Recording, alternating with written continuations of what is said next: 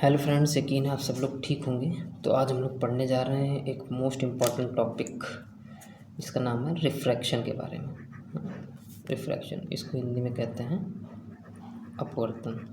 अपवर्तन के बारे में पढ़ेंगे भाई। तो रिफ्रैक्शन को समझने के लिए बहुत बेसिक बेसिक चीज़ें पहले हमें पता होनी चाहिए। पहले हम वो समझ लें, उसके बाद हम लोग रिफ्रैक्शन को समझेंगे फिर डेली लाइफ एग्जांपल्स और बाकी चीज़ों के साथ, है ना। तो उससे पहले हमें एक चीज़ पता होनी चाहिए, किसके बारे में, मीडियम्स के बारे में, है ना। पहले हमें मीडियम के बारे में पता होना चाहिए। तो मीडियम क्या होता है बेटा, मीडियम को हम समझ लें। तो मीडियम को समझने के लिए मैं सिंपल से अगर बताऊं तो मीडियम को आप दो टाइप में क्लासीफाई कर सकते हो। पहला जो टाइप है मीडियम का वो है रेयरर मीडियम, और जो दूसरा टाइप है मीडियम का वो है डेंसर मीडियम, है ना। अगर मैं हिंदी में बात करूँ, रेयरर को हिंदी में हम लोग बोलते हैं विरल माध्यम, और डेंसर को हम लोग बोलते हैं सघन माध्यम, है ना। तो सघन माध्यम और विरल माध्यम। अब बात करें इन्हें पता कैसे चलेगा कौन सा रेयरर है कौन सा डेंसर है। तो एकदम सिंपल सी अगर बात की जाए तो रेयरर मीडियम ऐसा मीडियम होगा जिसके पार्टिकल्स डेंसर की कंपेरिजन में, डेंसर के सघन के कंपेरिजन में दूर दूर होंगे। मतलब सघन मीडियम में जो पार्टिकल्स होंगे वो पास पास होंगे, जबकि रेयरर मीडियम में जो पार्टिकल्स होंगे वो दूर दूर होंगे। ये चीज़ आप समझ पा रहे होंगे, है ना। अगर पार्टिकल्स दूर दूर हैं तो वो विरल में रखा जाएगा, और पार्टिकल्स पास पास हैं तो सघन में रखा जाएगा। एग्जाम्पल के लिए अगर मैं बात करूँ तो जैसे मैं एग्जाम्पल में ले लूँ एयर और ग्लास, है ना। एयर और ग्लास, तो मैं अगर एयर की बात करूँगा तो एयर के जो पार्टिकल्स होंगे थोड़े दूर दूर होंगे कंपेरिजन टू ग्लास, क्योंकि ग्लास के पार्टिकल्स ज़्यादा पास पास होंगे, क्योंकि ग्लास डेंसर में आएगा, है ना। क्योंकि इसके पार्टिकल्स पास पास हैं, किसके अंदर आएगा, डेंसर के अंदर आएगा। और इसको हम किसके अंदर रखेंगे, एयर को रेयर के अंदर। ये चीज़ आप समझ पा रहे हैं। जैसे एक और एग्जांपल अगर मैं ले लूँ, मैं ग्लास और वाटर ले लूँ, ग्लास और वाटर। तो वाटर के जो पार्टिकल्स होंगे ग्लास के कंपेरिजन में थोड़ा दूर दूर होंगे, तो फिर से हमारा ग्लास किस में आ जाएगा भाई, डेंसर में, और वाटर किस में आ जाएगा, रेयर में। ये चीज़ आप समझ पा रहे होंगे। चलते हैं अब इसको इसी के साथ हम लोग पढ़ेंगे रिफ्रैक्शन, है ना। तो रिफ्रैक्शन बेसिक्स अगर मैं बताऊं तो रिफ्रैक्शन होता कुछ नहीं है भाई, बस इतना सिंपल सा होता है। क्या होता है, the bending of light as it passes from one transparent medium to another due to change in its speed. होता क्या है एक्चुअल में, थोड़ा सा मैं एग्जांपल्स के साथ बताता हूँ, फिर आपको थोड़ा सा चीज़ें समझाता हूँ, है ना। तो एग्जांपल की बात करूँ तो जैसे इसमें देखिए, आप इस फिगर में देख पा रहे होंगे, ये आप लोगों ने डेली लाइफ में देखा भी होगा इस एग्जांपल को, कि अगर मैं ग्लास के कांच आप लोग ले लो और उसमें वाटर भर दो, उसके बाद उसमें अगर पेंसिल डिप कराओगे तो ये देखिए यहाँ तक पेंसिल स्ट्रेट दिख रही है ना। ऐसा क्यों, क्योंकि यहाँ पे ये किस मीडियम में थी, एयर मीडियम में थी। बट यहाँ से ये पेंसिल बेंड दिख रही है, जबकि पेंसिल आपकी टोटल स्ट्रेट होगी, बट यहाँ से ये बेंड पोजीशन पे दिख रही है। तो ये बेंड दिख रही है क्योंकि यहाँ पे जो मीडियम है वो चेंज हो गया है ना। मतलब मीडियम कैसे चेंज हो गया, ऊपर जो था वो एयर में था और नीचे कैसा है, ये वाटर में डिप है। ऊपर एयर पे है इतनी और नीचे किस में है, वाटर पे डिप है। तो यहाँ से हमें लग रहा है ये पेंसिल यहाँ पे बेंड हो गई, बट ये बेंड नहीं है। तो ये किसकी वजह से है, ये टोटल रिफ्रैक्शन की वजह से। अब इसको प्रॉपर और अच्छे से समझते हैं थोड़ा सा, एक्चुअली इसमें हुआ क्या है ना। तो ये मैं केस फर्स्ट बताने जा रहा हूँ, इसके दो केस होते हैं। तो पहले आप केस फर्स्ट समझ लें। तो केस फर्स्ट एक्चुअल में हुआ क्या है, देखिए। तो ये है, जैसे मैं दो मीडियम्स ले लूँ, है ना। ऊपर मैंने एक मीडियम ले लिया एयर, और नीचे हमने मीडियम ले लिया वाटर, है ना। हमने क्या, एक मीडियम ऊपर ले लिया एयर और नीचे हमने ले लिया वाटर। अभी हमने पढ़ा है कि जो एयर वाला मीडियम है ये विरल है। कैसा मीडियम है ये, विरल। विरल का मतलब रेयरर, जबकि जो वाटर वाला मीडियम हो वो सघन होगा कंपेरिजन टू एयर, यानी कि कैसा होगा, डेंसर होगा, है ना। और ये जो लाइन है जो मीडियम को डिवाइड करती है, इस लाइन को हम लोग बेटा बोलते हैं इंटरफेस। ये जो लाइन है, ये लाइन हमारी इंटरफेस कहलाती है ना। क्या है ये बेटा, इंटरफेस, है ना। अब बाकी चीज़ समझते हैं। तो केस वन में सबसे पहले हम लोग इंटरफेस की एक परपेंडिकुलर लाइन खींचते हैं। इस लाइन को हम लोग बोलते हैं नॉर्मल रे। ये कौन सी रे है, नॉर्मल रे। नॉर्मल रे हिंदी में बोलते हैं अभिलंब किरण। अभिलंब किरण, है ना। नॉर्मल को मतलब अभिलंब किरण। तो ये हमारी नॉर्मल रे का वर्क क्या होता है बेटा, ये नॉर्मल रे बस कुछ नहीं, ये एंगल 90 बनाती है विद द इंटरफेस। ये नॉर्मल रे का यहाँ पे काम होता है। उसके बाद हुआ क्या, एक्चुअल मानते हैं हम, यहाँ सोर्स से एक इंसिडेंट लाइट रे इंसिडेंट कराई गई, सोर्स से एक लाइट पास कराई गई और ये इंसिडेंट हुई, है ना। इस रे को हम लोग बोलते हैं इंसिडेंट रे। इस रे को हम लोग बोलते हैं इंसिडेंट रे, और हिंदी में बोलते हैं बेटा इसको आपतित किरण। आपतित किरण, है ना। ये इंसिडेंट लाइट रे ऐसे यहाँ से पास कराई गई ऐसे, है ना, ओवर राइटिंग हो रही, थोड़ा सा इसको समझेंगे भाई, है ना। ठीक है, तो ये इंसिडेंट लाइट रे ऐसे पास कराई गई। अब ये इंसिडेंट लाइट रे ऐसे आई तो क्योंकि मीडियम ट्रांसपेरेंट है, इसको जाना कैसे चाहिए था भाई, स्ट्रेट जाना चाहिए था। अगर यहाँ भी एयर होता, यहाँ भी एयर होता तो स्ट्रेट जाती, बट क्योंकि यहाँ पे देखिए ये एयर है, यहाँ के पार्टिकल्स दूर दूर थे तो ये आराम से आ रही थी, बट यहाँ पे वाटर में पार्टिकल्स पास पास होंगे तो इसकी स्पीड स्लो डाउन होगी। इस रे की जब स्पीड स्लो डाउन होगी तो ये थोड़ा सा डाउन मारेगी, है ना, यानी कि ये नॉर्मल की तरफ आएगी। और ये जो रे निकल के बाहर आती है इस रे को हम लोग बोलते हैं रिफ्रैक्टेड रे। रिफ्रैक्टेड रे यानी कि अपवर्तित किरण। ये कौन सी किरण है भाई, अपवर्तित किरण। और ये कौन सी थी, आपतित थी। ये चीज़ समझ पा रहे हैं आप लोग भाई। तो यहाँ पे 3 रे हो गई, एक हमने पढ़ी इंसिडेंट रे, ये हमारी इंसिडेंट रे, ठीक है, ये दूसरी नॉर्मल रे, और ये तीसरी जो रे हो गई ये रिफ्रैक्टेड रे हो गई। Incident, normal and refracted.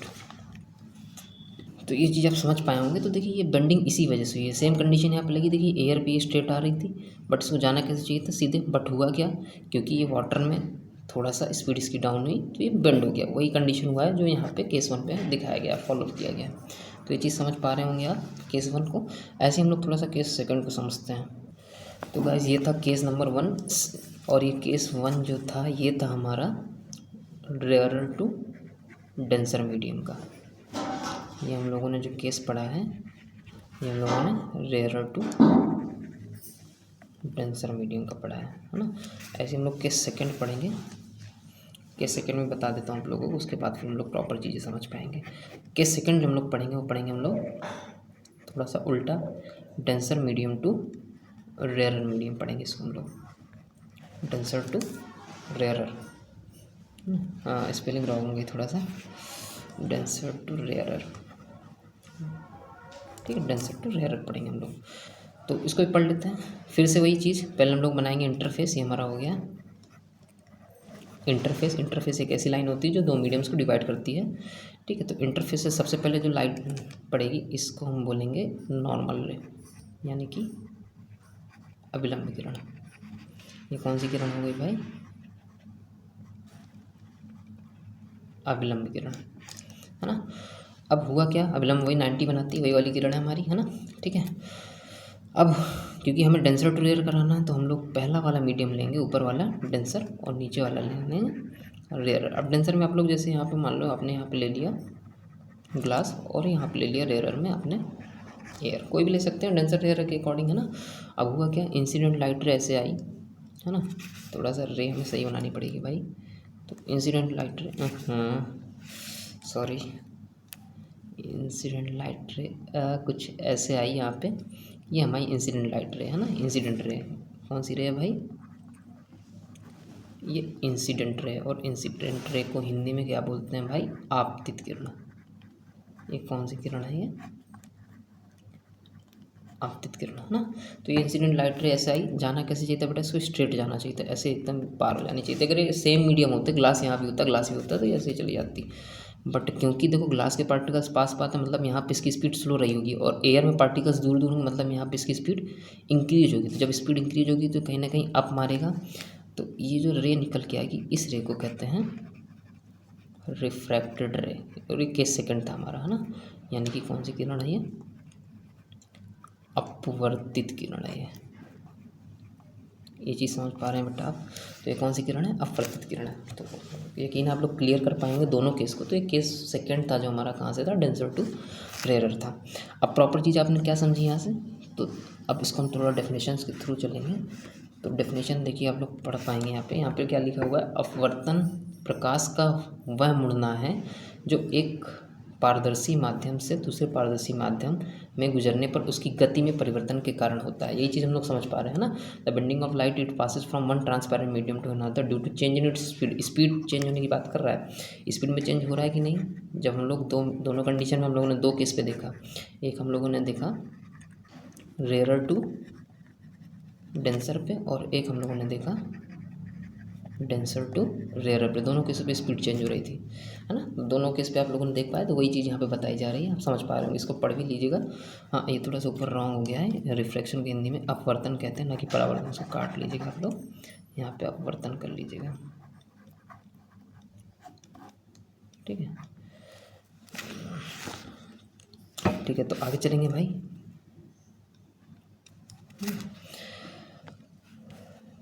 तो मीडियम समझ लिया आपने, रिफ्रैक्शन का समझ लिया प्रॉपर। अब रिफ्रैक्शन समझने के बाद इसमें एक और चीज़ समझते हैं, इसके लॉज होते हैं, है ना। तो लॉ से पहले हम लोग थोड़ा सा एग्जांपल डिस्कस कर लेते हैं रिफ्रैक्शन के, उसके बाद लॉ समझेंगे, है ना।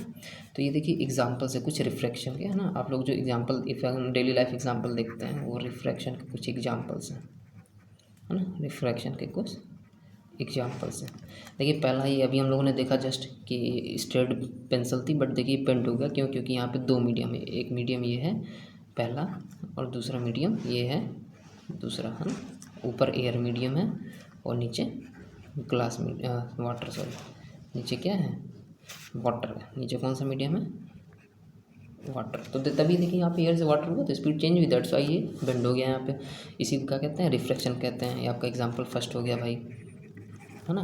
ऐसे यहाँ पे देखिए ये वाला भी, इसमें क्या हुआ है, जब हम लोग बाल्टी, ये आप लोग एग्जांपल डेली देखते होंगे, जैसे बाल्टी में पानी भरा हो और उसमें कोई ऑब्जेक्ट गिर जाए नीचे बेस पे। अगर कोई ऑब्जेक्ट बाल्टी पे वाटर भर दें ना, बकेट ले लें हम लोग और बकेट में वाटर भर दें यहाँ पूरा, और इसमें कोई ऑब्जेक्ट यहाँ पे गिरा हो, रखा हो, पड़ा हो ऑब्जेक्ट बेस पे, बट वो हमें बेस पे नहीं दिखेगा। जब हम ऊपर से देखेंगे तो कहीं ना कहीं हमें ऊपर दिखेगा, बेस से ऊपर दिखेगा, लग रहा है ये ऊपर है, नीचे बेस पे नहीं है।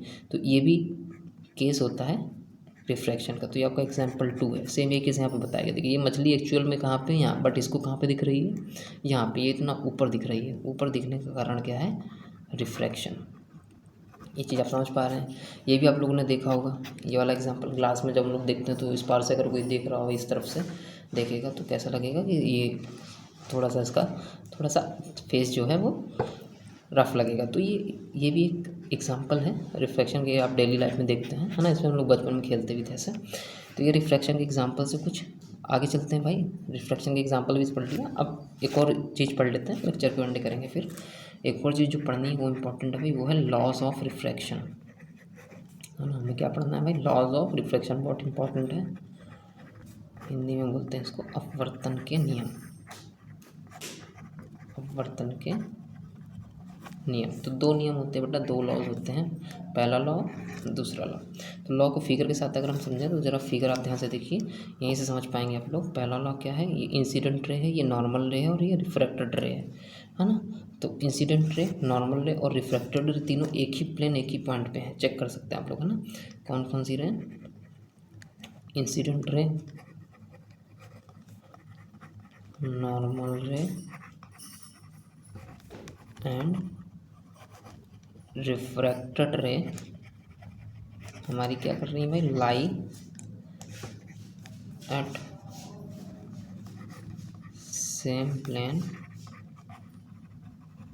एट सेम पॉइंट, है ना। पहला लॉ हमारा ये चीज़ आप समझ पा रहे हैं इस फिगर से। यहाँ फिगर में आप देख पा रहे होंगे ना, ये देखिए इंसिडेंट रे, नॉर्मल रे और रिफ्रैक्टेड रे एक ही पॉइंट और एक ही प्लेन पे है ना। एक ही पॉइंट और एक ही प्लेन पे लाई कर रही हैं, यही बताया गया पहले लॉ में। दूसरा लॉ समझने के लिए हमें एंगल समझने पड़ेंगे। तो यहाँ पे इंसिडेंस से जो एंगल बनता है इस एंगल को हम बोलते हैं आई, और रिफ्रैक्शन से जो एंगल बोलता है इस एंगल को हम लोग बोलते हैं आर। ये पूरा एंगल हमारा इस रे से यहाँ तक का रिफ्रैक्शन एंगल होता है, जो कि क्या होता है, आर। तो यहाँ पे दूसरा लॉ यही कहता है, ये स्नेल्स ने दिया था, है ना। स्नेल्स इन्होंने डिस्कवरी किया था, तो इन्होंने इस लॉ को दिया था, इनके अकॉर्डिंग ये लॉ दिया गया था, तो इसे स्नेल्स लॉ भी नाम दिया जाता है। तो इन्होंने क्या बताया था कि अगर हम साइन एंगल ले लें इंसिडेंस का और साइन एंगल ले लें रिफ्रैक्शन का, तो ये बराबर होता है एन के। अब ये एन क्या है, एन को हम लोग बेटा बोलते हैं रिफ्रैक्टिव इंडेक्स। एन क्या है, एन है रिफ्रैक्टिव इंडेक्स, और रिफ्रैक्टिव इंडेक्स को हिंदी में बोलते हैं अपवर्तनांक। अपवर्तनांक कहीं कहीं ये बुक में म्यू से भी डिनोट करता है। तो ये लॉ बहुत इंपॉर्टेंट है भाई, पता होना चाहिए, मोस्ट इंपॉर्टेंट लॉ है स्नेल्स का law. Sine I by sine R equals to N. ठीक है, तो लेक्चर ज़्यादा लॉन्ग हो रहा है, हम लोग बाकी चीज़ें नेक्स्ट लेक्चर में कवर करेंगे। फिलहाल आपको इतनी चीज़ें पढ़नी है, ठीक है। कोई भी डाउट हो आप कमेंट कर सकते हैं ना, जो भी डाउट हो आप लोग कमेंट करिएगा, मैं नेक्स्ट लेक्चर में उसको क्लियर कर दूँगा ना। डाउट आपको कमेंट करना है, सारे में। ठीक है, थैंक यू।